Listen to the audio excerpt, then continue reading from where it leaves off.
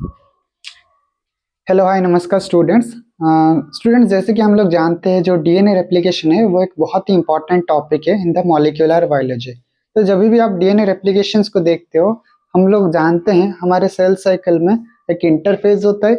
Interphase में G1 phase, S phase and G2 phase होता है। अगर आप स्पेसिफिकली एस फेज को देखोगे, एस फेज में आपका डीएनए रेप्लिकेशन होता है एंड उसी के साथ साथ हिस्टोन प्रोटीन का भी सिंथेसिस होता है। हिस्टोन प्रोटीन का सिंथेसिस इसलिए होता है स्टूडेंट्स, क्योंकि जो डीएनए होता है वो एक नेगेटिव चार्ज होता है, लेकिन अगर आप हिस्टोन प्रोटीन को देखोगे तो वो एक पॉजिटिवली चार्ज है।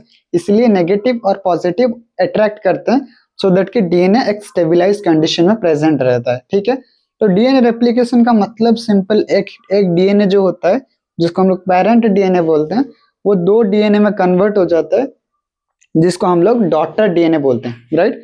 और डॉटर डीएनए डीएनए रेप्लिकेशन क्यों जरूरी है? क्योंकि हमको पता है एक सेल से दो सेल बनता है, तो एक सेल से अगर दो सेल बनता है तो दो सेल के पास दो डीएनए होना चाहिए। इसीलिए डीएनए रेप्लिकेशन होना जरूरी है, सो दैट कि इधर पेरेंट सेल है और ये दोनों क्या है, डॉटर सेल है। डॉटर सेल के पास कौन सा टाइप का डीएनए होता है?